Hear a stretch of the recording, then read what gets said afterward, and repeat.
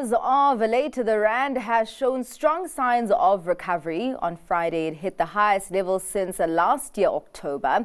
Prior to that, it was below 19 rand to the dollar for 10 consecutive days. And joining me now to unpack the positive rally that was in greater detail is fixed income and commodities strategist at RMB, Manqoba Madinane. Thank you so much for your time, Manqoba.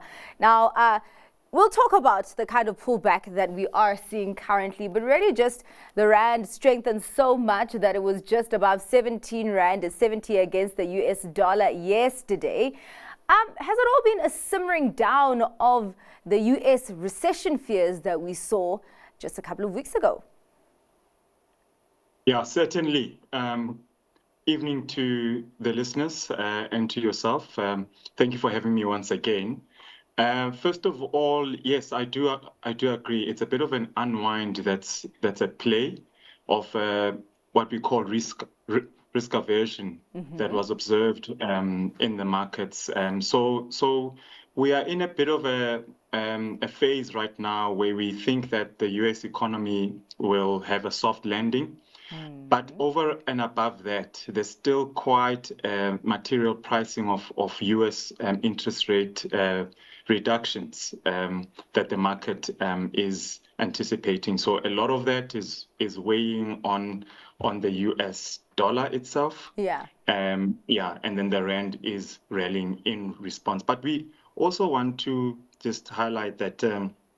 As you would recall, I mean, we did anticipate quite a massive rally, and we see this movement basically a broader movement towards our fair value estimate, which we see at that 1750 level, as we keep on saying. And you have actually said it before, Manqoba, but just also really, does this also just emphasize, I guess, the star quality of the rand, looking at how it's also performed against other emerging market currencies?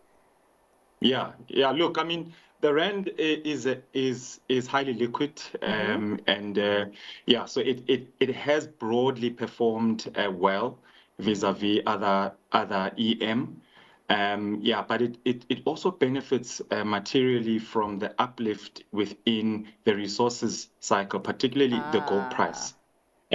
So that's been quite a material driver with regards to sentiment. The rand continues to be traded as a commodities-based currency, and any uplift there will materially see the rand respond well too. So particularly, there's been quite a high correlation between the rand and the gold price in particular. So that is one of the side factors that are at play that are contributing to the rand's resilience. Yeah. Well, the rand's gains have pulled back slightly today. I think now it's trading just over 17 rand 80 or just under 17 rand 90 against the US dollar. It's just the normal part of the cycle where the pathway continues to kind of be volatile.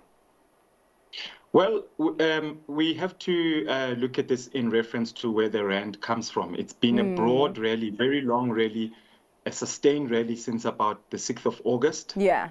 So we see this, number one, as a technical pullback. Okay. But there's also a bit of risk aversion now. Tomorrow we've got the Fed minutes, and in reference to that, we must recall that the Fed meeting in July happened before the release of the July labor market data. So that those Fed minutes could actually be relatively hawkish, right? Because before the US July labor data was released, the tactical bias of the Fed was that we need to hold on for longer until the shock of the US unemployment rate emerged via the most recent NFP data. But also we must highlight that the Federal Reserve has got its symposium that begins also on Thursday, and the markets are just broadly anticipating some sort of remarks from the Fed chair to confirm the signal that they will reduce interest rates. The current expectations are that the Fed will move in September, Yeah. but there's still a big question mark with regards to by how much, right? All right. Yeah. Yeah. Right. Well, we will be combing through all of that, the Fed minutes tomorrow night, and also on the speech in Jackson Hole on a Friday from Fed Chair Jerome Powell. Thank you so much for your time and for your analysis on the Rand's recent performance, Manqoba. That was fixed income and commodities strategist at RMB, Manqoba Madinane.